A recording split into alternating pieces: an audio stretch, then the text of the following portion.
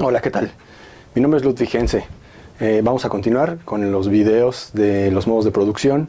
En este caso vamos a explicar el patriarcado. Y el patriarcado, bueno, también es el segundo modo de producción. También se dio en la época de la prehistoria, en la época conocida como el Neolítico. Acuérdense que el Neolítico es una época dentro de la prehistoria, después del Paleolítico y del Mesolítico, en la cual la característica principal es que se descubre la agricultura. Los seres humanos empiezan a observar la naturaleza y se dan cuenta de los ciclos, de que hay ciclos que se repiten, ciclos que tienen que ver con la temperatura y con el crecimiento de las plantas. Entonces estos ciclos se repiten y empiezan a formar calendarios. Las diferentes sociedades antiguas pues tienen diferentes formas de cómo medir el tiempo con base en calendarios, y esos calendarios les dan el conocimiento de la periodización de los ciclos de la Tierra, y con ellos ya saben cuándo va a llover, cuándo va a ser sequía, y pueden determinar qué tipo de legumbres, qué tipo de cereales se pueden ir almacenando para las épocas de escasez. Se vuelven, precisamente por ello, los seres humanos se vuelven sedentarios, es decir, se quedan en un lugar fijo para vivir, ya que saben que pueden cosechar y cultivar los productos en un solo lugar, aunque siguen teniendo algunos momentos de caza, ¿no? También tienen la domesticación de algunos animales precisamente mucho más pequeños, domésticos, como las cabras, como los chivos, como los cerdos, y entonces empiezan a ser sedentarios, y con la sedentarización lo que sucede con la sociedad es que se empieza a expandir, ¿no? Una vez que tienen asegurada su forma de alimentación, pues entonces se reproducen más, y las sociedades, de ser pequeños clanes familiares, como habíamos visto en el video anterior, en el matriarcado, se empiezan a volver grupos sociales mucho más extensos, comunidades, tribus, que empiezan a interactuar con un mayor número de miembros, ¿no?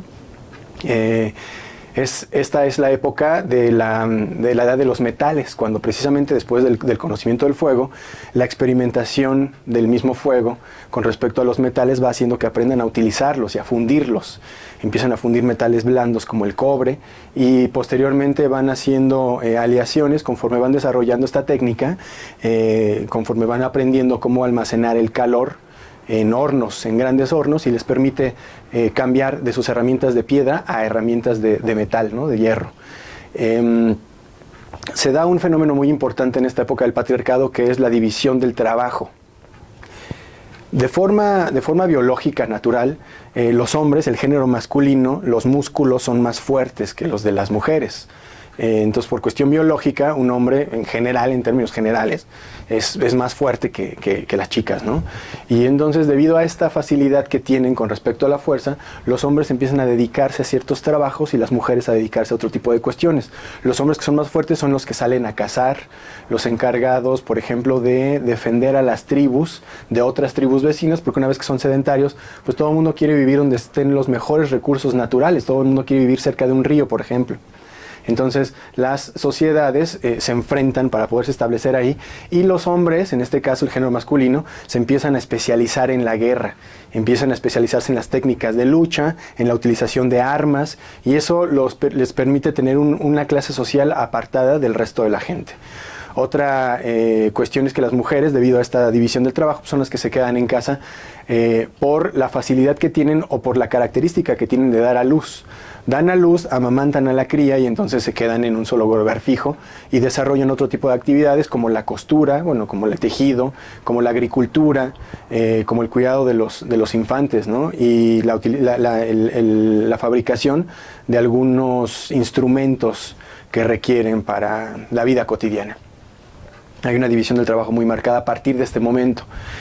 Otra cuestión es que hay un grupo de personajes que son la clase social sacerdotal, son los encargados de los rituales de la muerte, es decir, de los enterramientos, de los rituales que tienen que ver con la vida y con la vida divina, es decir, son chamanes que tienen contacto con la divinidad, con la espiritualidad, son curanderos, son magos, son los líderes, los ancianos de las tribus, y tienen una clase social aparte del resto de la comunidad y ellos evidentemente se dedican exclusivamente a estas cuestiones divinas, ¿no?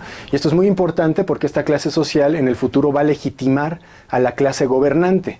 Con el paso del tiempo se va a justificar un derecho divino de gobierno, un grupo de personas que están vinculadas con la divinidad y por lo tanto tienen el derecho de gobernar, ¿no? En Europa, más adelante, en la época del feudalismo, vamos a ver que los reyes incluso dicen que tienen derecho divino de gobernar, ¿no? Que tienen sangre azul y por ello, por este vínculo directo con los dioses, son los que gobiernan.